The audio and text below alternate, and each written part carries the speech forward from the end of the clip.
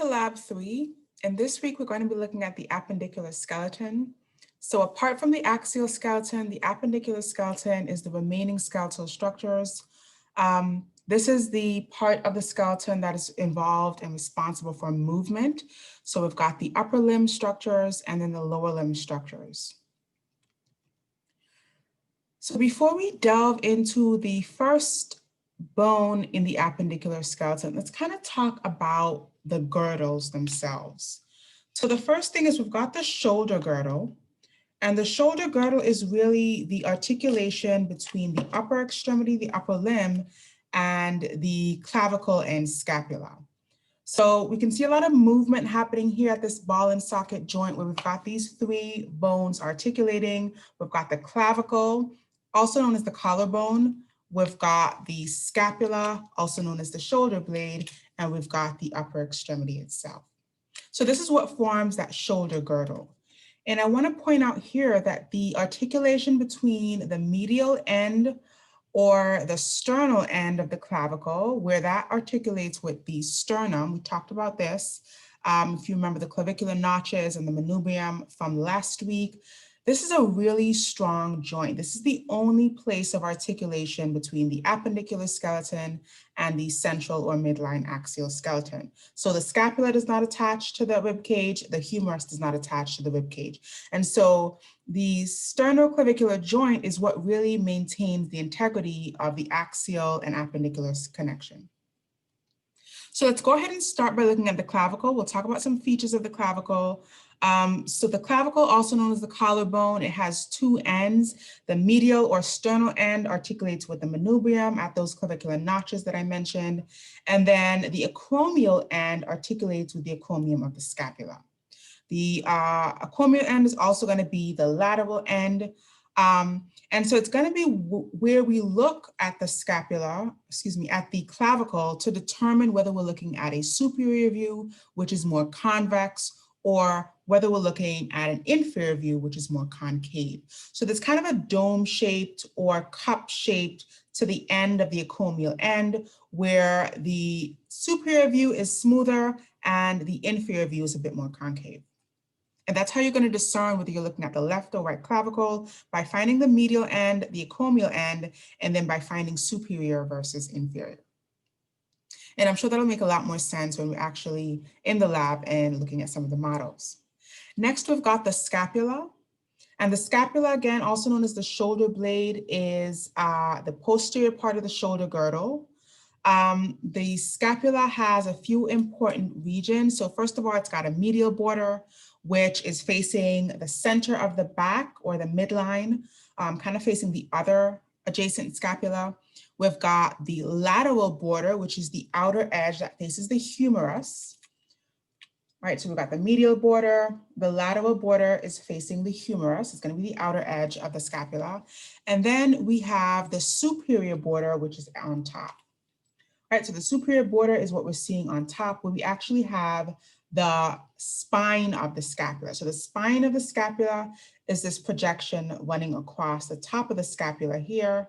We've also got the acromion of the scapula, which is the highest point. The word acro, or the prefix acro, is denoting that it's the highest or most upward projection on the scapula. And so these are some of the features that we can see from a posterior view of the scapula. Also, we've got the coracoid process. So the word coracoid is really indicating the shape, and the coracoid process is almost like a beak-like shape. That's the way the projection points out towards the lateral aspect where we have the humerus. So I'll go over those again one more time here. From a posterior view, we've got the medial end, the lateral end, the superior border. So medial border, lateral border, superior border. We've also got the acromion. We've got the spine of the scapula. And then we've got the coracoid process. From an anterior view, we can appreciate some of the spaces in the scapula. Here's going to be where we find some of the muscles that stabilize and move the shoulder joint, and we'll talk about these in the upper extremity, our next unit. So we've got the supraspinous fossa, which is the space above the spine of the scapula. We've got the infraspinous fossa, which is the space beneath the spine of the scapula. And here's that spine for reference. And then the anterior view is where we can find the entire subscapular fossa. So from an anterior view, we've got the subscapular fossa. From a posterior view, we've got the supraspinous fossa and the infraspinous fossa. Other parts of the scapula are the glenoid cavity. This is where the humerus articulates to form that ball and socket joint. So the glenoid cavity. And then we've also got the inferior angle, which is the very pointy distal tip of the scapula.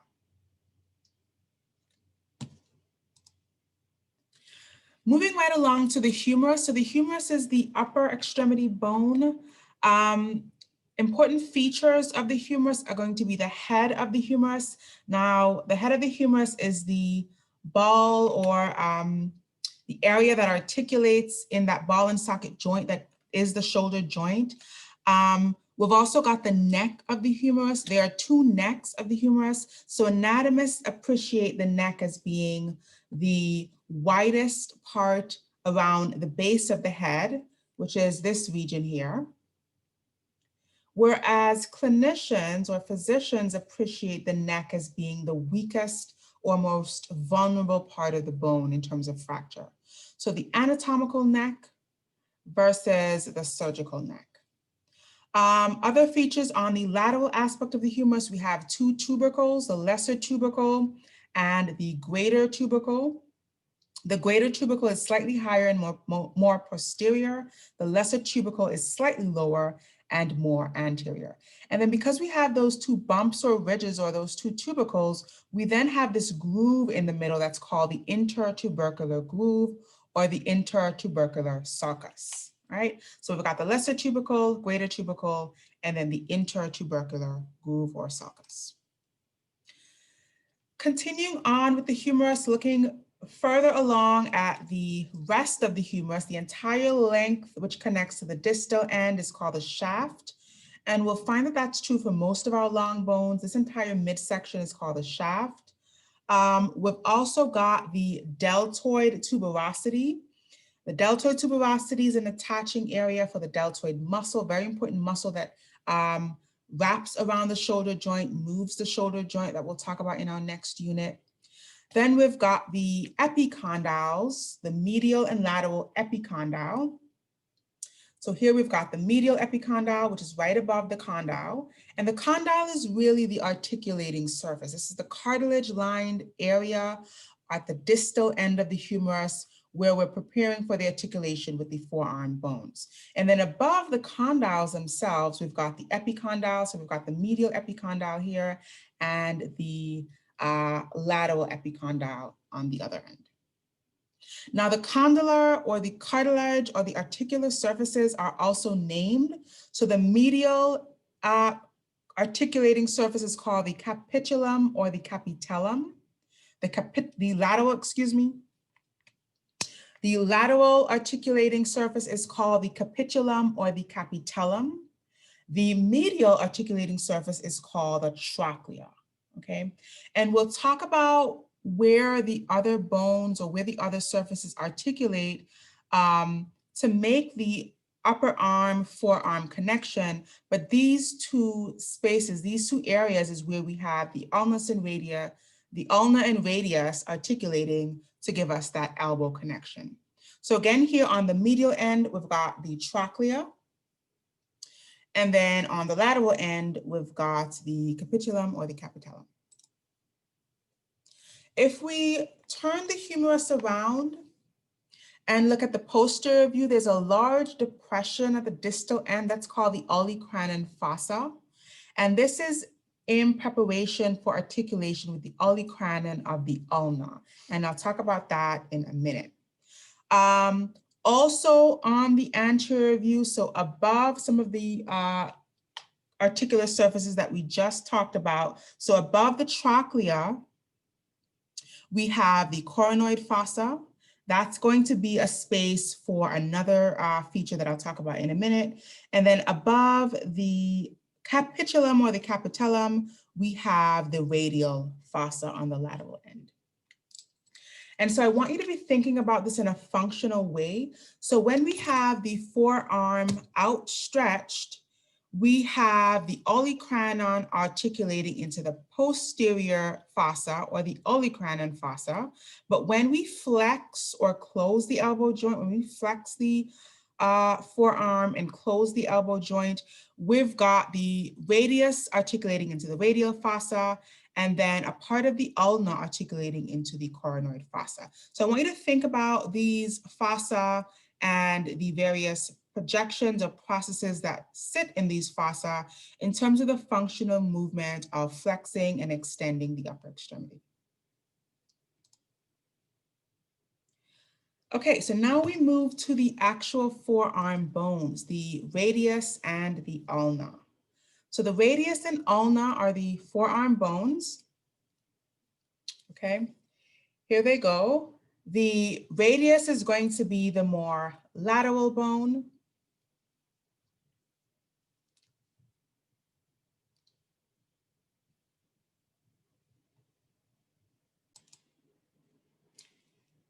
The radius is going to be the more lateral bone in terms of anatomical position, and then the ulna is going to be on the medial end.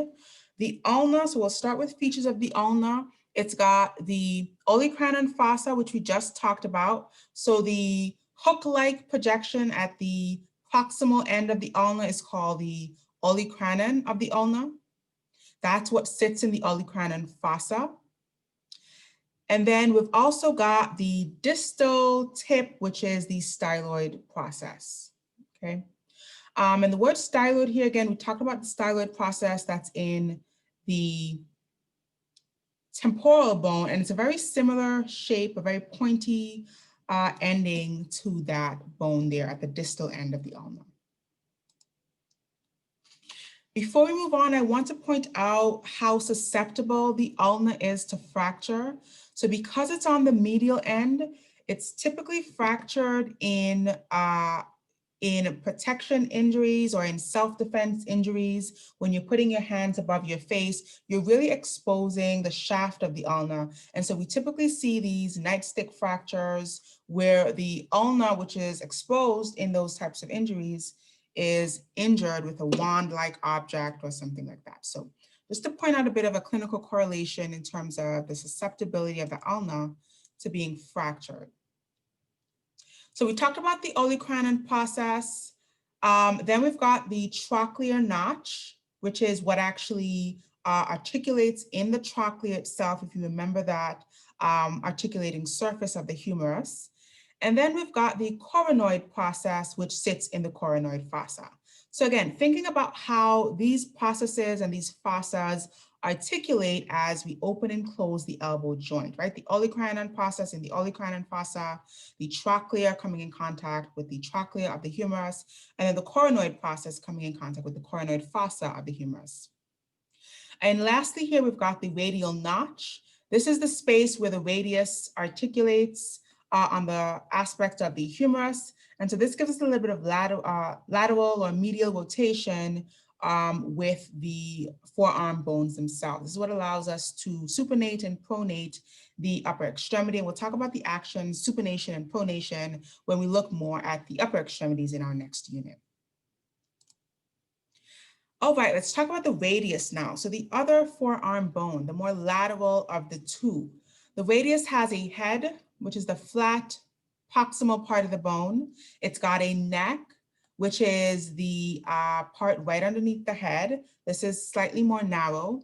It's also got the radial tuberosity, so an important attachment for some muscles, just this bump on the medial aspect of the radius. And then finally, again, here at the distal tip of the radius, we also have a styloid process. So we can see how the ulna has a styloid process. The radius also has a styloid process. And basically both of these styloid processes help to secure or stabilize the carpal bones and create some structure to the wrist joint and stability to the wrist joint.